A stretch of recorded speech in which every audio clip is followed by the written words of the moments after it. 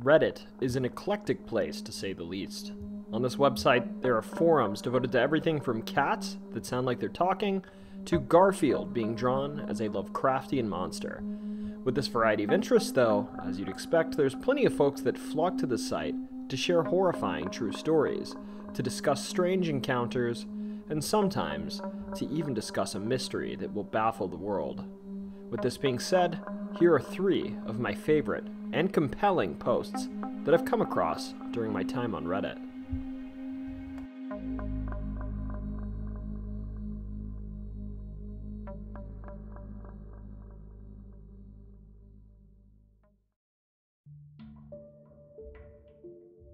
To start, we have the town that doesn't exist.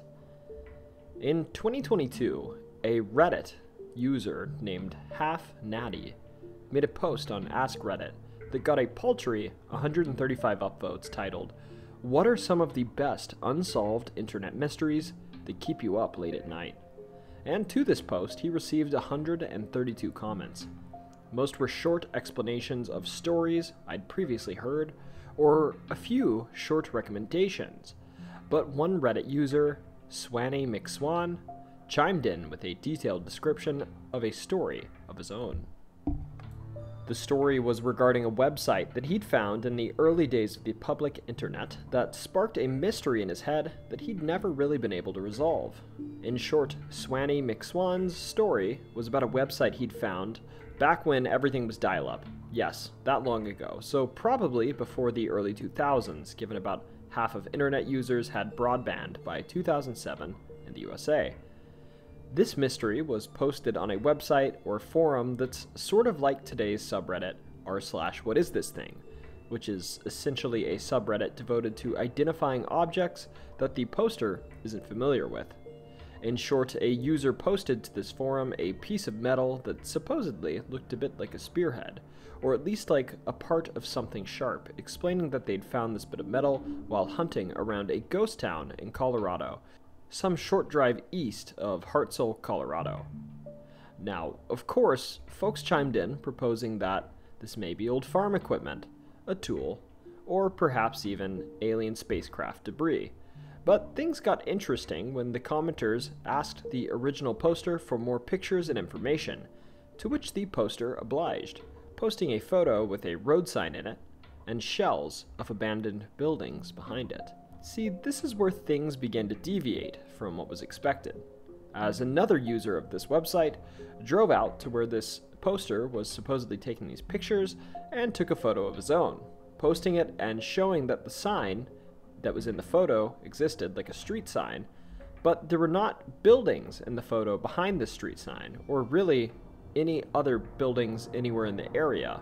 In response to this, the original poster posted more and more photos for weeks, and even a transcript from an old record that mentioned this town, but nobody else could place this, apparently non-existent ghost town, that the original poster was talking about. And sadly, this is sort of where the story ends. A few other Redditors commented on this comment that they remembered seeing the same story way back in the day, and the commenter claimed that he doesn't actually remember the name of the forum, also claiming that when he did remember it, he found it had pretty much vanished without a trace from the internet, positing that he wasn't sure if this was some early internet hoax, or if some weird multi-dimensional internet stuff was going on. Regardless, this mystery is among my favorite internet posts of all time, and I'd love if anybody could stumble upon a record of this website.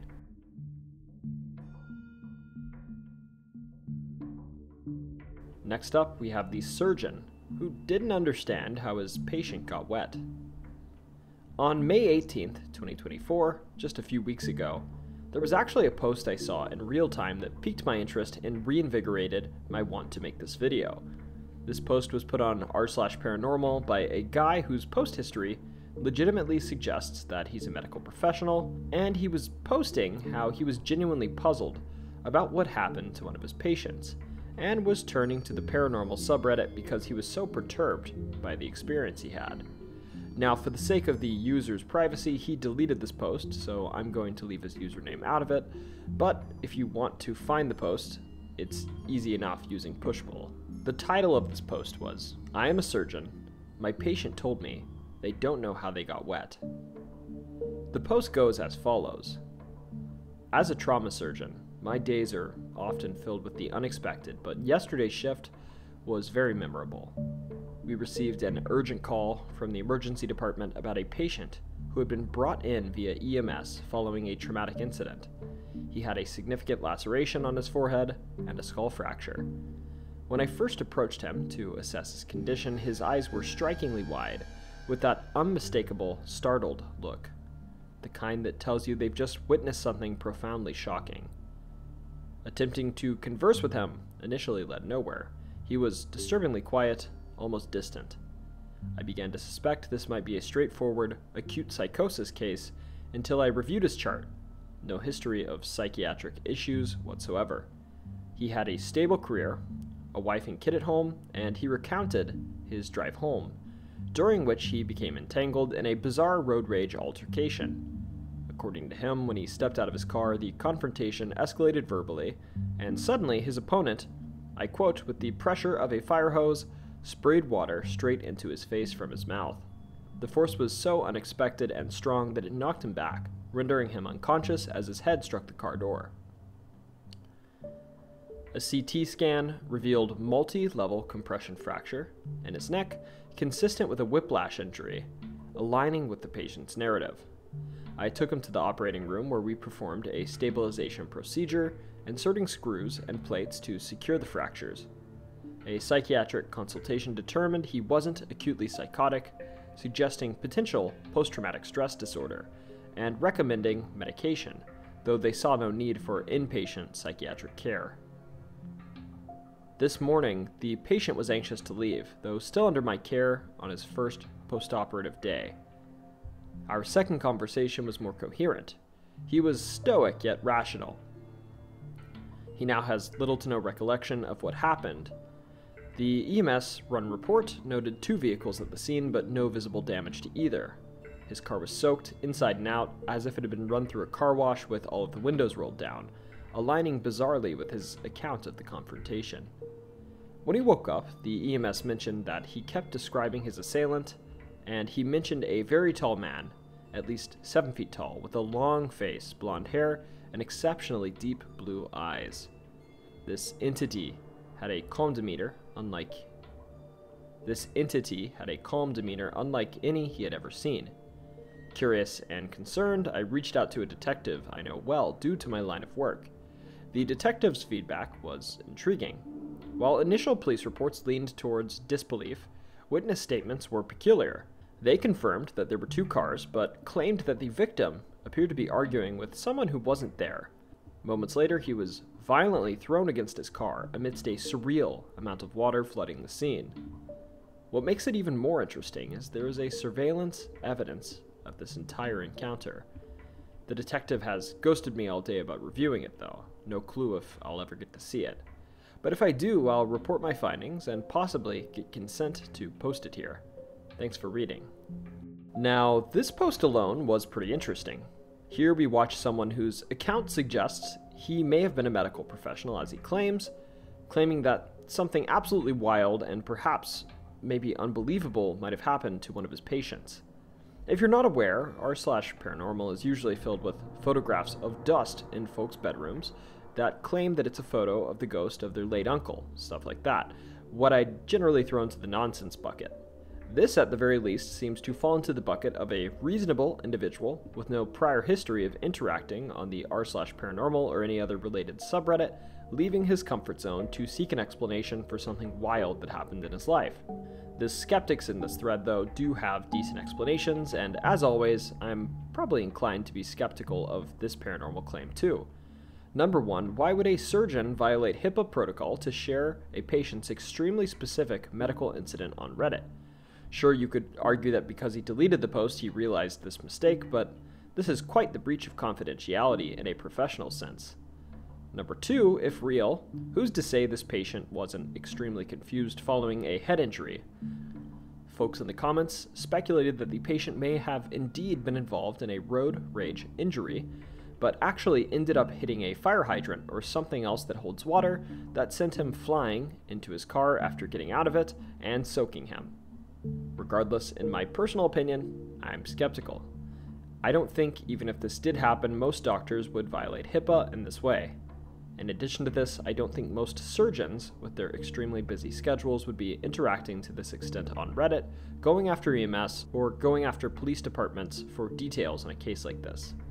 Also, let's be honest, I could go on Reddit right now and claim I'm a surgeon, and it'd be about 50-50 whether I'm taken seriously. It just doesn't hold much weight.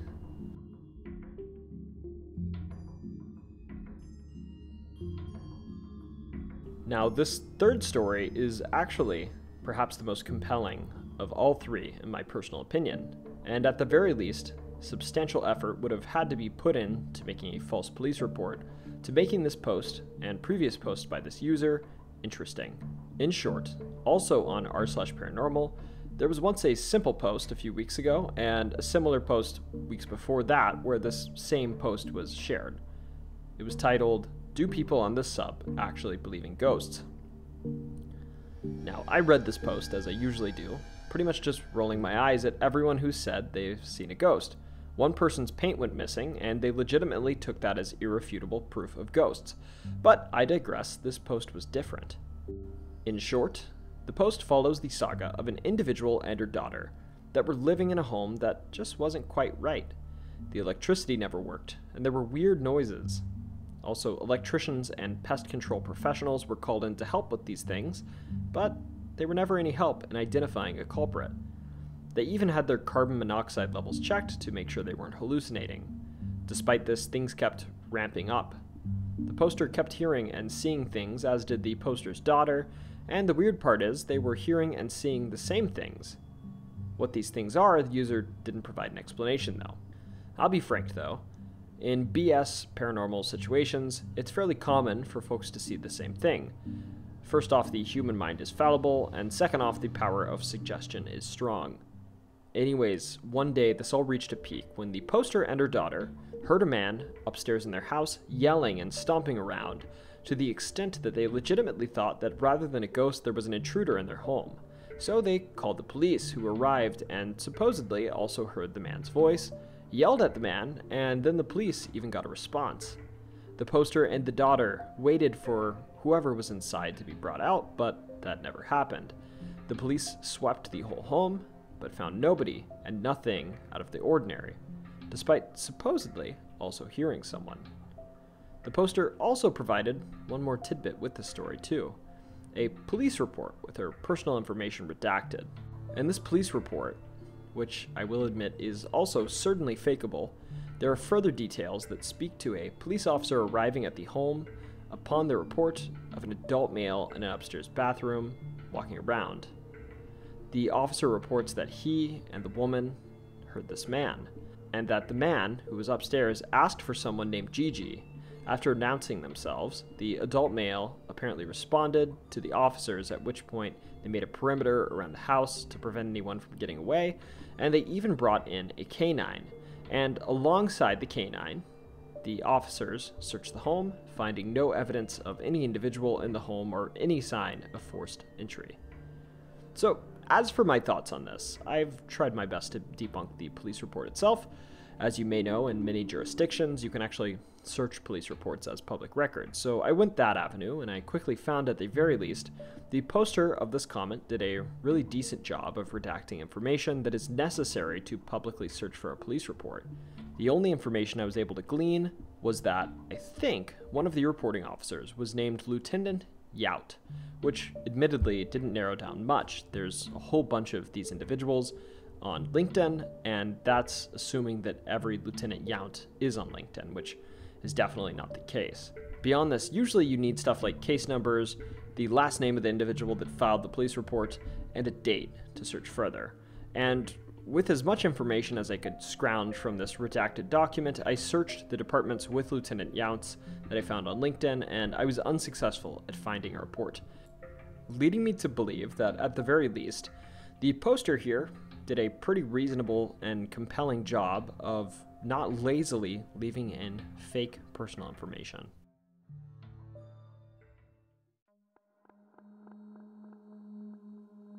So, I hope you enjoyed these 3 stories.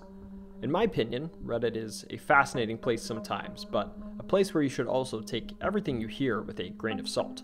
Whether it's politics or the paranormal, folks love to tell tall tales here, and you should approach every conversation with a lot of skepticism on Reddit.